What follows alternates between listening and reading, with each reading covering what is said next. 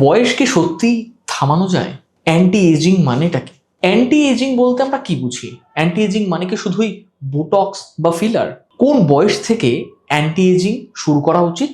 আর কি করলে লাভের বদলে ক্ষতি হতে পারে আপনার? এই সমস্ত প্রশ্নের উত্তর খুঁজতে আমরা আজকে হাজির হয়েছি ডক্টর সিদ্ধার্থ চ্যাটার্জির কাছে।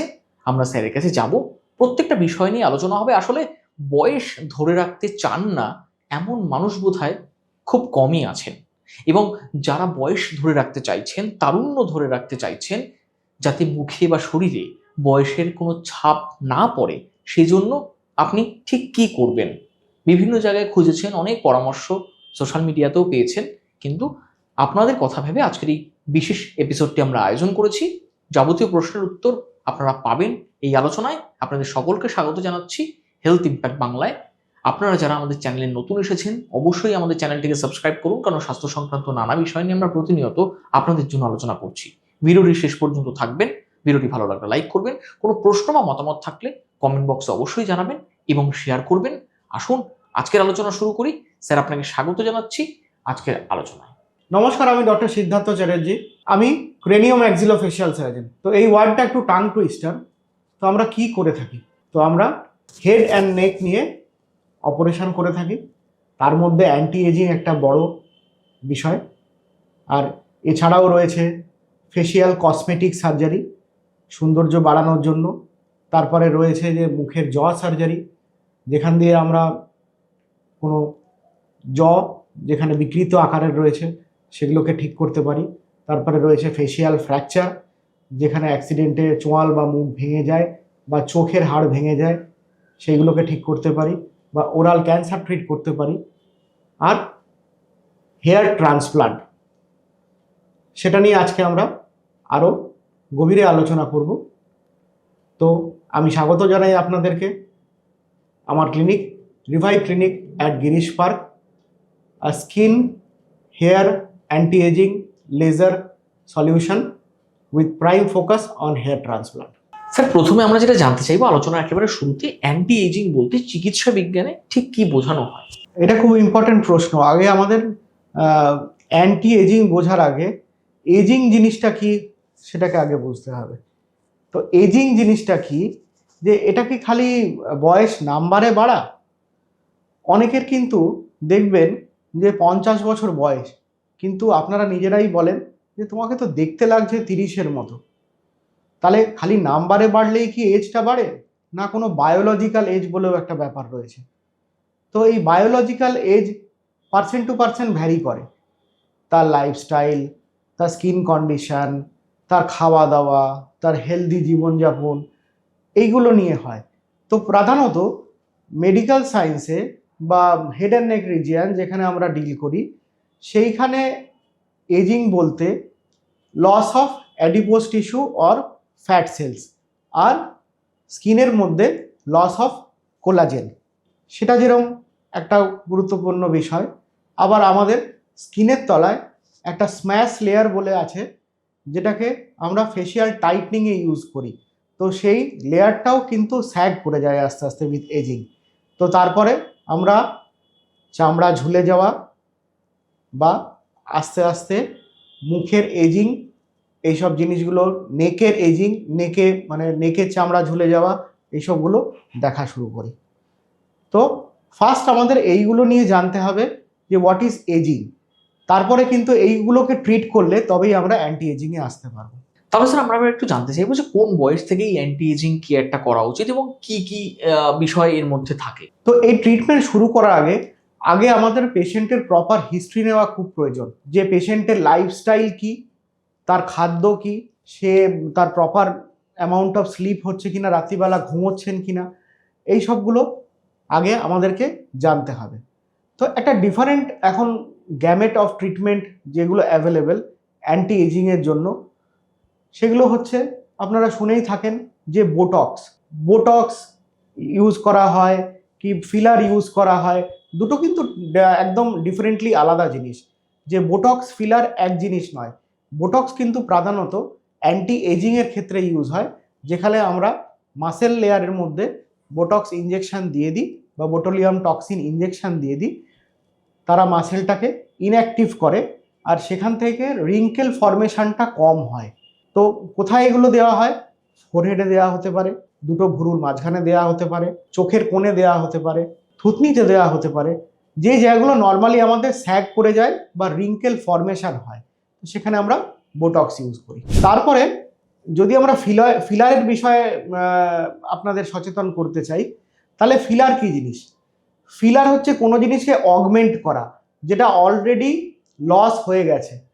ধরুন আমাদের গালে ভলিউম লস হয়ে গেছে, সেখানে আমরা ফিলার ইউজ করলাম। আমাদের চিনে ভলিউম লস হয়ে গেছে কিংবা চিনটা ছোট, সেখানে আমরা ফিলার ইউজ করলাম। তো প্রধানত ফিলারটাকে কোনো জিনিস অলরেডি লস হয়ে গেছে সেখানে অগমেন্ট করার জন্য ফিলার ইউজ হয়।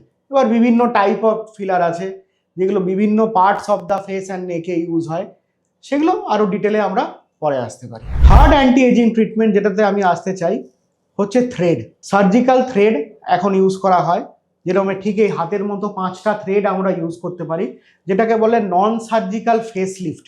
আগে যেটা প্লাস্টিক সার্জারিতে ইউজ করা হতো, যেটা অপারেশন করে জেনারেল অ্যানেস্থেসিয়া করে আমরা এই কানের পাশে বা চুলের মাধ্যমে এখান দিয়ে ইনসিশন দিয়ে স্কিনটাকে লিফট করে স্ম্যাশ লেয়ারটাকে টাইটনিং করতাম। তো সেটা একটা বড় ফেশিয়াল কসমেটিক বা প্লাস্টিক সার্জারির মধ্যে পড়তো, যার মধ্যে ডাউন টাইম ছিল। এখন কিন্তু অফিস প্রসিডিয়ার বা আউটপেশেন্ট ডিপার্টমেন্টে আমরা খুব ইজিলি থ্রেডের সাহায্যে আমরা কিন্তু স্কিন টাইটনিং করতে পারি। আমরা 5টা থ্রেড মুখের ওপর থেকে নিচে পর্যন্ত বিভিন্ন জায়গাতে, যেগুলো আমাদের ডিমার্কেটেড সাইন্সের মধ্যে রয়েছে, সেখানে থ্রেড ইনসার্ট করে দিতে পারি, আর সেই থ্রেড দিয়ে স্কিনটাকে টাইটনিং করতে পারি। This goods as good result as surgical face tightening. But হ্যাঁ, সার্জিক্যাল ফেস টাইটনিংয়ে জিনিসটা যেরকম অনেক দিন থাকে, এইটা কিন্তু লাস্টিং আপনার 1.5 থেকে 2 বছর পর্যন্ত। ফোর্থ ট্রিটমেন্ট যেটা সম্বন্ধে আমি ইনফরমেশন দিতে চাই, সেটা হচ্ছে HIFU, high intensity focused ultrasound. এবার সেটা কি জিনিস? সেটা যদি মেজরলি আমরা কথা বলি তাহলে একটা লেজার মেশিন, যেটা হেড অ্যান্ড নেকে ইউজ হয়। এবার বডি হাইফুও হয়, সেটা নিয়ে আমি এখন আলোচনা করছি না, কারণ আমাদের প্রধান বিষয় হচ্ছে হেড অ্যান্ড নেক রিজিয়ন। তো এই high intensity focused ultrasound therapy, এটা কি করে লেজারের মাধ্যমে আপনার যে স্ম্যাশ লেয়ারের কথা বলছি সেইখানে পর্যন্ত পৌঁছয় লেজার, আর সেখান থেকে কোলাজেন বুস্ট হয়, আর সেখান থেকে ফেশিয়াল স্কিন বা নেক স্কিন টাইটনিং হয়। তো এগুলো কোথায় ইউজ করতে পারি?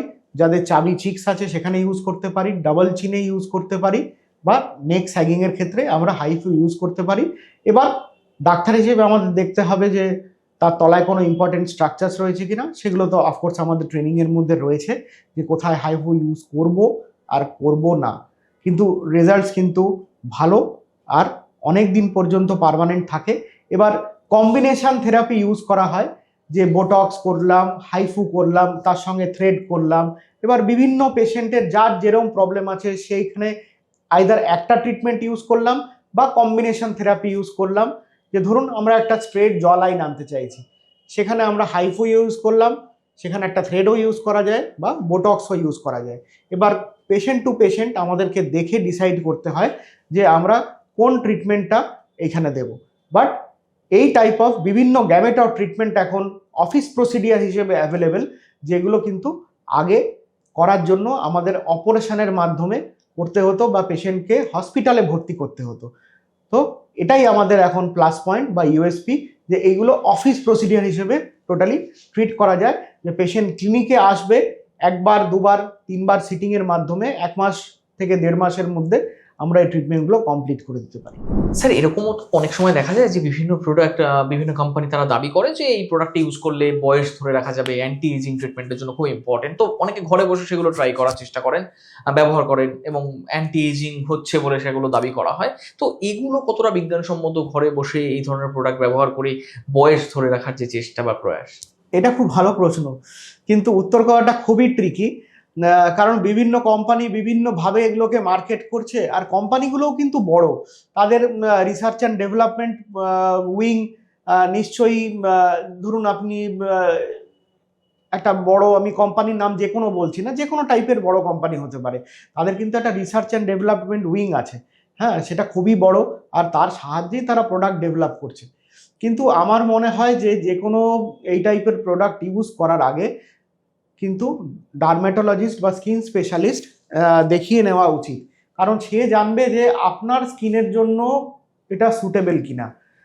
একই টাইপের প্রোডাক্ট বিভিন্ন স্কিনে বিভিন্নভাবে কাজ করে, তো সেটাই তো ডাক্তারের কাজ যে সে রোগীকে দেখে তার চামড়ার আকার দেখে সে ডিসাইড করবে যে কোন ক্রিমটা তার জন্য সুটেবল।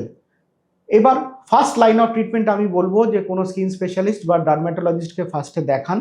হ্যাঁ, তিনি যে ট্রিটমেন্টটা দেবেন সেটাকে স্টার্ট করুন, আর তারপরে কোনো যদি জিনিসগুলো সার্জিক্যালি ঠিক করতে হয় তাহলে আমাদের কাছে কনসাল্ট করুন। এটা কেন? কারণ ক্রিম বা এই টাইপের জিনিসগুলো খুব সুপারফিশিয়ালি কাজ করে, ডিপে কাজ করে না। তো ডিপে যদি আমাদেরকে কাজ করে রেজাল্ট আনতে হয় তাহলে কিন্তু একটু মিনিমালি ইনভেসিভ ট্রিটমেন্টে যেতে হবে। সেই কারণের জন্যই এই ট্রিটমেন্টগুলো আগে কিন্তু ছিল না। হ্যাঁ, কিন্তু with the advent of medical science and anti ageing sciences, regenerative medicine, এই জিনিসগুলো আসার সঙ্গে সঙ্গে এই জিনিসগুলো আরও গভীরে প্রাধান্য পেয়েছে, যার দ্বারা আমরা স্কিনের অনেকটা ডিপে ঢুকে ট্রিটমেন্ট করে অ্যান্টি এজিং করাতে পারছি পেশেন্টের মধ্যে। স্যার এমন অনেক ক্ষেত্রে দেখা যায় যে যখন অ্যান্টি এজিং নিয়ে কেউ চেষ্টা করছেন, তার বয়সটা কিছুটা কমানো যায় বা সৌন্দর্য কিছুটা ধরে রাখা যায়, সেই সময় সেই এমন কিছু চিকিৎসা তিনি করালেন বা সার্জারি তিনি করালেন যেটা রেজাল্টটা খুব খারাপ হলো, মুখের আকৃতি হয়তো কোনো কারণে বদলে গেল, কিংবা সে যেটা চাইলো না সেরকম কিছু একটা হয়ে গেল। তো এই রকম পরিস্থিতি মোকাবিলা করার জন্য কি কি পদ্ধতি রয়েছে বা কি করণীয়? ফার্স্টে একটা জিনিস জানতে হবে যে ডাক্তার কিন্তু ভগবান নয়, ডাক্তার একজন মানুষ যে মেডিকেল সায়েন্সের দ্বারা পেশেন্টের চিকিৎসা করছে। তো 10% 15% বিভিন্ন সার্জারিতে বিভিন্ন রিস্ক কমপ্লিকেশন এগুলো কিন্তু বইয়ের মধ্যেই আছে, আর এগুলো আমাদেরকে যখন আমরা ডাক্তারি পড়ি তখন আমাদেরকে যেরকম ট্রিটমেন্ট করতেও শেখানো হয়, সেরকম কমপ্লিকেশন কিভাবে ডিল করেন সেটাও আমাদেরকে শেখানো হয়। সো আ গুড সার্জন আর a good doctor will know how to deal with the complications. আচ্ছা, এবার এই কমপ্লিকেশন কেন হবে এই প্রশ্নতে যদি আসেন, এটা বলা কিন্তু খুব ডিফিকাল্ট যে কমপ্লিকেশন কার মধ্যে কিভাবে হবে। Of course with a trained doctor and a trained surgeon complications are less. আর আপনাকে জানতে হবে যে চিকিৎসা করার আগে যে ডাক্তার ট্রেন্ড কিনা, কোন বিভাগ থেকে আসছে। যেরকম যদি আমরা ফেসিয়াল বা হেডনেক ট্রিটমেন্টের কথা বলি, সেইখানে dermatologist, plastic surgeon, cranio maxillofacial surgeon বা ওরাল ম্যাক্সিলোফেশিয়াল সার্জন, এই তিনজন সার্জনের কিন্তু ডিল করতে পারে। জেনারেল সার্জনও ট্রিট করতে পারে, কিন্তু তাদের এক্সপার্টাইজ আছে কিনা, বা ইএনটি সার্জন তাদের এক্সপার্টাইজ কসমেটোলজিতে আছে কিনা, এগুলো দেখে নিতে হবে। তো আপনাদের যাচাই ফার্স্ট করতে হবে যে সার্জন এর ডিগ্রি কি, কোন ব্যাকগ্রাউন্ড থেকে আসছে, আর যদি কমপ্লিকেশন হয়ও তাহলে যেন তার প্রতিকার সেই ডাক্তারের কাছে থাকে। আর যে কোনো ট্রিটমেন্ট করাবার আগে জানতে হবে যে অলওয়েজ একটা রিস্ক ফ্যাক্টর তার মধ্যে কিন্তু রয়েছে। এই রিস্ক ফ্যাক্টর আপনাদেরকে দিনে একবার নিয়ে চলতে হয়। আমাদের দিনে যত পেশেন্ট ট্রিট করছি সেই সব পেশেন্টের রিস্ক নিয়ে আমাদেরকে চলতে হয়। তো ফাইনালি যদি একটা এগ্রিড ট্রিটমেন্ট প্রোটোকলে আমরা দুজনে এগ্রি করি, পেশেন্ট আর ডক্টর, তাহলে রিস্ক বেনিফিট সব কিছু জেনেই এগোনো ভালো। স্যার এবার একটু আমরা জানবো যে এই অ্যান্টি এজিং বা বয়স ধরে রাখার যে বয়স বাড়তে না দেওয়ার যে প্রক্রিয়া বা পদ্ধতি, এর মধ্যে আমরা মুখের কোন কোন অঙ্গ প্রত্যঙ্গগুলোকে সঠিকভাবে আবার পুনরায় আগের অবস্থায় ফিরিয়ে নিয়ে যেতে পারি, বয়সটা কিছু কমানোর জন্য কোন কোন অঙ্গগুলোকে নিয়ে আপনারা, কোন কোন অংশটাকে নিয়ে আপনারা ডিল করেন? এইবারে অ্যান্টি এজিং নিয়ে যদি ব্রড অ্যাসপেক্টে আমি কথা বলা শুরু করি, তাহলে আমাদের হেয়ার বা মাথার চুল is the chief seat of beauty, আর নাক। আচ্ছা, এই দুটো জিনিস নিয়ে যদি আমরা আলোচনা করা শুরু করি এখন, তাহলে হেয়ার ফল উইথ এজ এটাও কিন্তু হয়, আর হেয়ার লাইনও রিসিড করে। তো তার জন্য আমাদের ফার্স্ট হচ্ছে যে হেয়ার ফল যখন হচ্ছে তখন আমরা যে কোনো ক্লিনিক্যাল ডার্ম্যাটোলজিস্টকে বা স্কিন স্পেশালিস্টকে ভিজিট করে ফার্স্টে আমরা হেয়ার ফলের ট্রিটমেন্ট শুরু করতে পারি। যে চুল ফার্স্টে আমরা তো পড়তেই দেবো না। এবার জেনেটিক ফ্যাক্টর অনেক কিছু থাকে যার মধ্যে হেয়ার ফল আটকানো যায় না। হ্যাঁ, বিভিন্ন এক্সটার্নাল কারণে যদি হেয়ার ফল হয়, আয়রনের জন্য, জল ভালো না থাকার জন্য, সেইগুলো আমরা মেডিসিনের দ্বারা ট্রিটমেন্ট করতে পারি। আর এখন খুব ভালো মেডিসিন বেরিয়ে গেছে যে আর যেগুলো হচ্ছে ডিএইচটি হরমোন আমাদের শরীরের মধ্যে খুব হাইপার অ্যাক্টিভিটি হয়ে যায়। তো সেই ডিএইচটি হরমোনের অ্যাক্টিভিটি যদি আমরা রেস্ট্রিক্ট করতে পারি তাহলে আমরা হেয়ার ফল পেশেন্টে কমাতে পারি। তো এর জন্য কিছু অ্যান্টি ডিএইচটি মেডিকেশনস রয়েছে, যেগুলোর বিভিন্ন সাইড এফেক্টও রয়েছে, আবার সেই সাইড এফেক্ট বাঁচিয়েও এখন অনেক মেডিসিন চলে এসেছে, সেগুলো দিতে পারি। বা এখন যে মেজরলি যে ট্রিটমেন্টটা খুব কার্যকরী হচ্ছে, যে গ্রোথ ফ্যাক্টর কনসেন্ট্রেট ইনজেকশন, যে আমাদের নিজের শরীর থেকে ব্লাড ডিরাইভ করে সেখান থেকে আপনার প্লেটলেট এক্সট্র্যাক্ট করে সেখান থেকে গ্রোথ ফ্যাক্টর বার করে আমরা মাথার মধ্যে ইনজেক্ট করে দিচ্ছি, আর তাতে কিন্তু খুব ভালো প্রেডিক্টেবল রেজাল্টস আসছে। আর তার সঙ্গে যদি হেয়ার ভিটামিন আমরা চালাই তাহলে কিন্তু অনেক পেশেন্টেই দেখছি যে একটা span of 6 months hair fall কিন্তু ভালো কন্ট্রোল হচ্ছে, আবার রিগ্রোথের দিকেও যাচ্ছে। আচ্ছা, এবার যে ফলিকেলগুলো আপনার ডরম্যান্ট হয়ে গেছে লাস্ট 8 মাস থেকে 1 বছরের মধ্যে, সেগুলোকে আমরা কিন্তু গ্রোথ ফ্যাক্টর কনসেন্ট্রেট দিয়ে স্টিমুলেট করতে পারি। কিন্তু যেখানে টোটাল হেয়ার লস হয়ে গেছে বা যে ফলিকেলগুলো একবারেই নেই অনেক দিন ধরে, সেইখানে কিন্তু গ্রোথ ফ্যাক্টর ইনজেকশন বা যে কোনো মেডিসিন খুব একটা কার্যকরী নয়। সেই জায়গায় আমাদেরকে কিন্তু হেয়ার ট্রান্সপ্লান্ট কনসিডার করতে হবে। অনেক পেশেন্টেরই দেখি যে 43-45 ইয়ার্স বা এখন তো দেখছি 27 বছর 25 বছরের পেশেন্টও আমাদের কাছে আসছে হেয়ার ট্রান্সপ্লান্ট করাবার জন্য। তো এতে হেয়ার ট্রান্সপ্লান্টে আমরা কি করি, ডেফিনেটলি একটা লুক তো চেঞ্জ হয়, যে 6-8 মাসের মধ্যে একদম যার চুল পড়ে গেছিল বা চুল যেখানে ছিল না সেখানে নতুন চুল আমরা ট্রান্সপ্লান্ট করে দিয়ে দিলাম, তাতে তো একটা নিউ ইয়াঙ্গার লুক আসছেই। আর আরেকটু বিষয় আমরা বলতে পারি যে হেয়ার ট্রান্সপ্লান্ট প্রধানত দুভাবে হয়, একটা হচ্ছে ফলিকুলার ইউনিট এক্সট্রাকশন আর ফলিকুলার ইউনিট ট্রান্সপ্লান্ট। তো ফলিকুলার ইউনিট এক্সট্রাকশনে কি হয়, যে মাথার পেছন থেকে আমরা মেশিনের সাহায্যে ফলিকেল এক্সট্রাক্ট করে মাথার সামনে চুল ইমপ্লান্ট করে দিচ্ছি।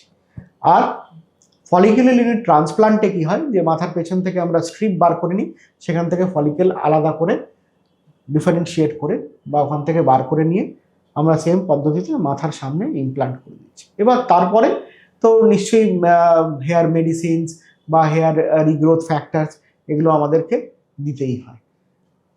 এবার তার সঙ্গে সঙ্গে once we have reconstructed the hair line and restored the hair, তারপরে আমরা বোটক্স ইউজ করতে পারি মাথার ফোরহেড রিঙ্কেলসের জন্য, সেখানে স্কিনটা টাইটনিং হয়ে যায়। তারপরে চোখের পাশে যে ক্রো হেড ডিফর্মিটি, যে চামড়া কুঁচকে যায়, সেখানেও আমরা বোটক্স দিতে পারি। আন্ডার আইতে আমরা ফিলার ইউজ করতে পারি।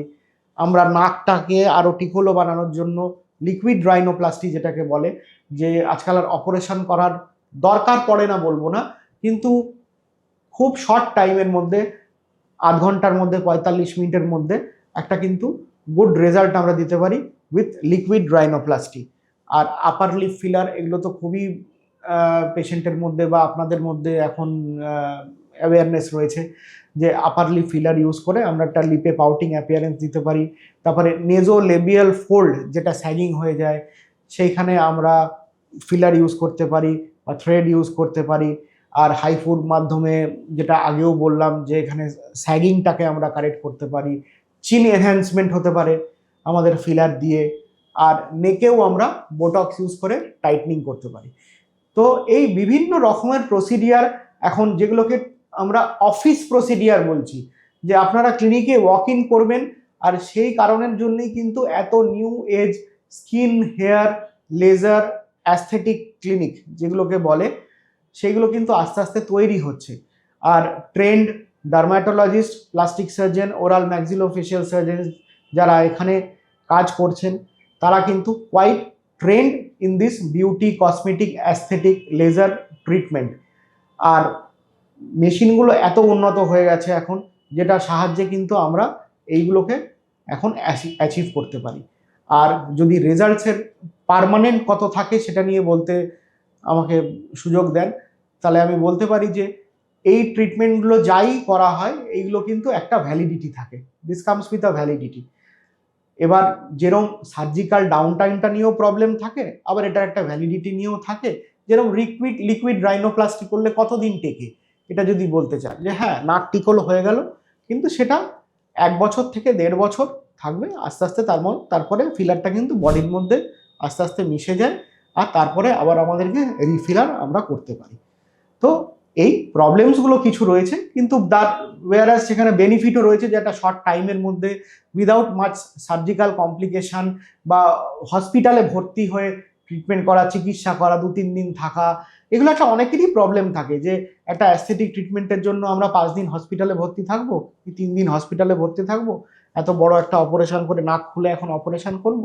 তো তারা যদি এই চিন্তা ভাবনা করে থাকেন তাহলে ডেফিনেটলি আসুন, আমাদের এখানে বিভিন্ন অ্যান্টি এজিং ফর্মুলাস বা ট্রিটমেন্ট রয়েছে, যার মাধ্যমে কিন্তু আপনাদের লুকটাকে আমরা ইয়াঙ্গার করে দিতে পারি, with of course your choice and your thinking and our improvisation. আরেকটা জিনিস নিয়ে আপনাদেরকে সচেতন করা উচিত, যেগুলো হচ্ছে খুব রেড ফ্ল্যাগস। এই বিভিন্ন মানে এই ট্রিটমেন্টগুলো না অনেক আজকাল এই বিউটি পার্লার বা ছোট ছোট ওগুলোকে ক্লিনিক বলবো না ঠিক, মানে পার্লার টাইপের সিস্টেমে এখন তারা ক্লেম করছে যে তারা এই সব টাইপের ট্রিটমেন্ট করছে, কিন্তু অ্যাকচুয়ালি যদি ইনভেসিভ ট্রিটমেন্ট দরকার পড়ে সেগুলো কিন্তু ট্রেন্ড 3টে স্পেশালিটি যাদের আমি নাম বললাম, এই স্পেশালিটি ছাড়া কিন্তু করা মুশকিল আছে। তো একটুখানি করাবার আগে না দেখে নেবেন যে যারা ক্লেম করছে এই ট্রিটমেন্টগুলো করছেন তারা ট্রেন্ড ডক্টরস কিনা। অনেক কসমেটোলজিস্ট যারা ডক্টরদের কাছ থেকে শিখে without any supervision of doctor এই ট্রিটমেন্টগুলো কিন্তু করে দেয়। এবার তারপর ফলে যে কমপ্লিকেশন নিয়ে আমি কথা বললাম, অফকোর্স তারা জানে না যে এই কমপ্লিকেশনগুলো হলে কীভাবে ডিল করতে হয়, বা বাই চান্স যদি একটা কিছু অ্যানেস্থেটিক কমপ্লিকেশন ডেভেলপ করে সেইগুলো কিভাবে ট্রিটমেন্ট হয়। তো এইগুলো কিন্তু আপনাদেরই সচেতন হতে হবে যে ট্রিটমেন্টটা কোথায় গিয়ে করাচ্ছেন আর মেডিকেলি সার্টিফাইড ডক্টর কিনা। স্যার একেবারে শেষ প্রান্তে এসে বহু মানুষ এটা জানতে চান যে সঠিক ঘুম এবং স্ট্রেসটাকে কন্ট্রোল করা সেটা তো একটা পার্ট, একটা অংশ, কিন্তু বয়স ধরে রাখতে, তারুণ্য ধরে রাখতে, যৌবন ধরে রাখতে খাওয়া দাওয়াটা খুব ইম্পর্টেন্ট। আপনি যদি বলেন যে কি ধরনের খাদ্যাভ্যাস আমরা অভ্যস্ত হতে পারি যেটা আমাদের বয়সকে কিন্তু অনেকটা নিয়ন্ত্রণে রাখবে বা সহজে মানুষ বুড়িয়ে যাবে না। এইটা আমি অ্যান্সার করা তো ঠিকই আছে, কিন্তু এগুলো আপনারাও সবাই জানেন। ফার্স্ট কথা যে অ্যাডিকশান নিয়ে যদি আমরা কথা বলি, যে অ্যাডিকশানটা একটু লিমিটেড, বা খারাপ অ্যাডিকশানগুলো তো বাদই দেওয়ার কথা, সেগুলো নিয়ে তো আর একটা মানে সেকেন্ড মত নেই। তো কন্ট্রোলড মদ্যপান, ধূমপান, এগুলো তো প্রাইমারি। তারপরে একটা 8 আওয়ার্সের গুড স্লিপ সাইকেল, আর টাইম মতো ডিনার করে নেওয়া, আর মাল্টিভিটামিন, ভিটামিন সি, এইগুলো কিন্তু ফাইনালি, আর হেলদি এক্সারসাইজ রুটিন, এগুলো খুবই ইম্পর্টেন্ট। কিন্তু আমাদের কাজের মাধ্যমে বা কাজের স্ট্রেসের জন্য এগুলো সবসময় মেনটেন করা হয় না বা করার সময় পাওয়া যায় না, কিন্তু অফকোর্স একটা হ্যাবিট ডেভেলপ করতে পারলে কিন্তু দেখবেন যে এগুলো অনেকটাই কার্যকরী হচ্ছে। আর যাদের বয়স কম দেখে মনে হয় তাদের মধ্যে দেখবেন যে এই হেলদি হ্যাবিটসগুলো ডেফিনেটলি রয়েছে।